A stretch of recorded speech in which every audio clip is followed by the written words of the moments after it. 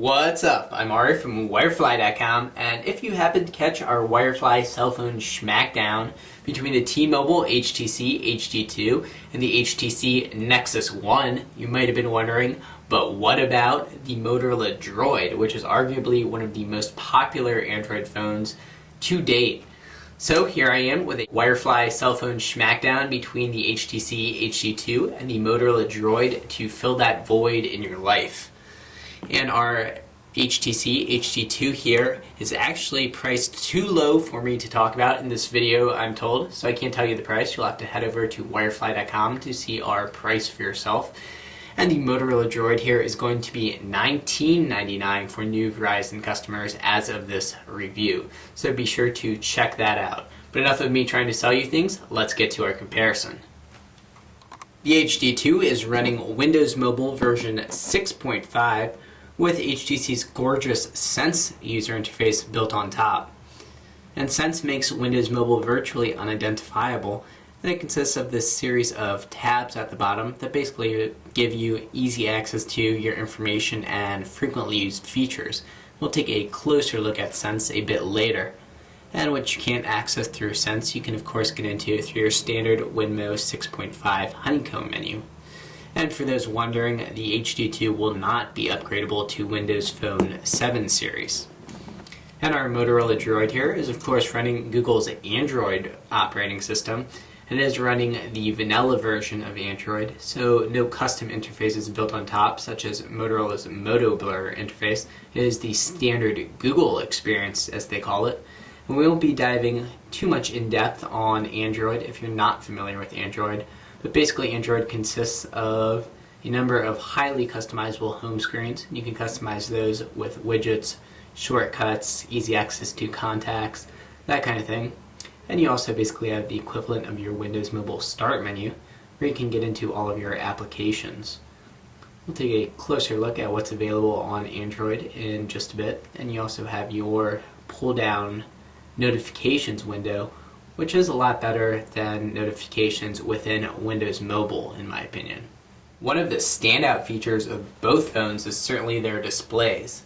And both displays are very vibrant and highly responsive capacitive touchscreens. And capacitive touch meaning that you do not need to apply pressure in order to affect action on the screen. But perhaps the biggest differentiator overall with the HD2 is its huge 4.3-inch screen, which really separates it from the DROID and really any other smartphone on the market. The DROID screen is still a large and very crisp 3.7 inches. It is 480 by 854 pixels of resolution, while the HD2 is 480 by 800 pixels. So you do get a few more pixels there on the DROID, and obviously more pixels per square inch. But that resolution really isn't going to distinguish either phone. They're very similar. And you do, with the DROID, get a full slide-out QWERTY keyboard, but restricted to a virtual QWERTY keyboard on the HD2. And we'll check out that virtual QWERTY keyboard. And it is one of my favorite virtual QWERTYs on the market. And obviously because the screen is so large, the keys are going to be absolutely huge compared to smartphones with other smaller screens.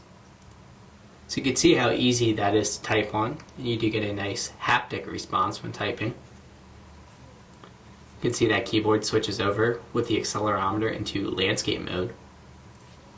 We'll set that aside. Check out our DROID. And the DROID does not have my favorite physical QWERTY keyboard, although it is still functional and you can certainly get used to it. But also, of course, you have your standard Android keyboard available with the DROID. So also a nice fully functional keyboard. And of course you can use your accelerometer again to pop right on over into landscape mode. We'll do a quick size comparison between the two phones. Obviously because you have that full slide out QWERTY keyboard, the DROID is going to be a little bit thicker than the HD2. So get that side by side there. That thickness really boils down to this extra display portion on the DROID's hardware. But of course, because the HD2 does have such a large screen, the DROID isn't going to be quite as tall or as wide as the HD2. but both phones are still very pocketable as well. We'll take a tour of the Droid. On the left side of the phone, we have a micro USB port for charging and syncing. And flipping over to the right, you have volume controls and also a dedicated camera button. And on top of the Droid, a standard size 3.5mm headphone jack, and also your screen lock button and power button. And on the front here, a set of touch-sensitive controls, including a back key, menu key, home key, and search key. And then taking a look at our HD2, also a set of physical controls, send key, end key, back key, Windows Start menu key, and home key. And on the left side of the phone, volume controls, and nothing on the right side or on the top. But on the bottom, instead of on the top, you have your standard 3.5mm headphone jack and also a micro USB port. And if we slip our fingernail into the fingernail hole here, pop up our back cover, you'll find your SIM card slot and also a micro SD card slot. And it does come pre-installed with a 16GB micro SD card, so the same size as comes pre-installed on the Droid. So right out of the box, both phones do have 16GB and are upgradable to 32GB. And you just pop off your Droid's backing like that. Both the Droid and the HD2 do have pretty powerful 5-megapixel cameras on the back, and both cameras are autofocus capable and have digital zoom. You'll also notice that both phones have a flash right there, and they are dual LED flashes, meaning they'll be nice and bright. As far as image quality is concerned, both phones are pretty comparable. But when it comes to video quality, the Droid really sets itself apart. While the HD2 does have pretty good video quality, the Droid is really among the best smartphones on the market for video recording. We'll do a quick rundown of the Sense user interface as promised. And on our home screen, we have a large digital clock, weather animation for our current GPS location, upcoming calendar appointments, and also easy access to your alarm clock. And if we flip down, set of customizable shortcuts to favorite applications. And moving right, your People tab, where you have customizable thumbnails for your favorite contacts. You can choose what action is performed if you tap on a contact's picture. So right now our phone icon indicates that if we tap Terry, it'll call him, while if we tap Sarah, it'll just view her contact information. And if we tap Terry's name, Wirefly's very own Terry Richards, we can see his information. Also any recent text messages with Terry, recent emails, and also recent events. You can see that it does have close integration with Facebook, so it's actually pulling in Terry's Facebook picture and also his most recent Facebook status update. And finally, recent calls. And moving on, you also have a text messaging tab and email tab. Fairly self-explanatory. You can drag up and down between email accounts. And our green one there indicates that we have one unread text message. And of course on Android, our unread messages are going to be appearing in our drop-down window. So we have 7 unread text messages there, 1 unread email. And in our Internet tab, customizable visual bookmarks. A nice flip through photos and videos interface. And you do have pinch to zoom support on the HD2. That'll work within Google Maps, obviously our Photos app, and also the browser. And at the moment, with Android 2.0.1, the Droid does not have pinch to zoom support, although it will be getting pinch to zoom in Android 2.1. And that'll work in the browser, photo apps very similarly, also Google. And one other thing to note is that the Droid does support voice input. So you can see on our Google widget on the home screen, we can use our voice to conduct a Google search. And also with Android 2.1, you'll also be able to use your voice to actually send a text message. You also have a music tab, calendar, That'll show you the forecast before you create an appointment, which is very handy. Also your stocks tab, fully customizable, recent documents, Twitter feed. You can update your status and include your current GPS location as well as a picture, and also your weather. You can see that nice animation which also sometimes appears on the home screen. And finally, settings.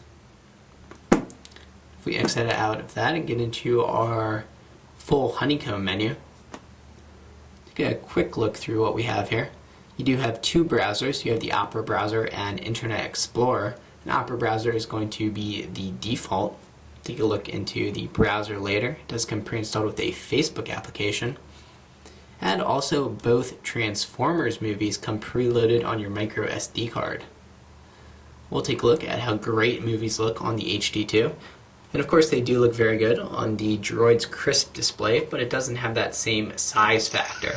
So the size on the HD2 is really the wow factor.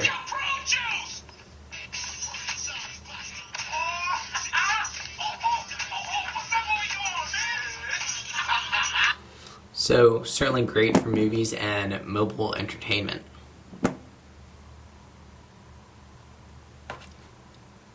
If we get into our tools menu, you do have internet sharing options, although unlike the European version, you cannot use the phone as a mobile Wi-Fi hotspot. So that is certainly unfortunate. You can see that you have telenav for turn-by-turn GPS directions, and on the Droid, you have free turn-by-turn directions using Google Maps with navigation, and also a nice car interface. We move to the bottom of our start menu. You have a nice number of pre-installed applications, including Blockbuster's on-demand app, which will let you download movies directly to the phone to watch on the screen. And you can download movies and buy them outright or just rent them temporarily. You also have Slacker Radio and Mobi TV support, as well as Barnes & Noble's e-reader app. And the ebooks look great on the large screen. We'll get into Windows Marketplace and also our Android market. And while you do have some of the major applications available for Windows Marketplace, you have many more applications and many more free applications available in the Android market. So if you are big on apps, Android may be the platform for you. And also recently, Verizon allows you now to get Skype Mobile on a number of Verizon smartphones. And Skype Mobile will let you make Skype to Skype calls and also international Skype calls directly over the 3G network, so you do not need a Wi-Fi connection. We'll launch both phones' web browsers. We'll choose the Opera browser on the HD2 and the standard Android browser on the Droid, and run a quick Google search for Wirefly. And we are connected over both phones' respective 3G networks, so T-Mobile 3G on the left and Verizon 3G on the right. Trying to use our virtual QWERTYs over a camera.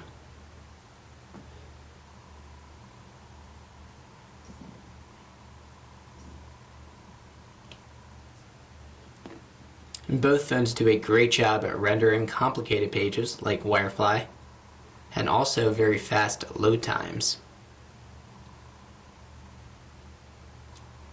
And again, no pinch to zoom support on the Droid, although that is coming. You can also choose to double tap to zoom.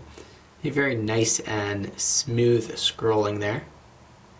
And our pinch to zoom is available on the HD2. Of course, you can use the accelerometer to turn into landscape mode on both phones. It is a good time to talk about RAM, and the HD2 actually has more RAM than the Droid at 576 megs of RAM versus the Droid's 256 megs of RAM, and it's also a faster phone. It does have a 1 GHz Snapdragon processor, while the Droid is running at about 550 megahertz. So really, in normal everyday use with the phone, you're not going to notice that difference in speed. The Droid is an extremely fast Android phone, but if you are doing a lot of multitasking, then you may start to notice that difference a lot more. But that is the HTC HD2 versus the Motorola Droid, T-Mobile, and Verizon. I'm Ari from Wirefly.com. Remember to check out both these phones at Wirefly, and also remember to hit that subscribe button. As always, thanks for watching.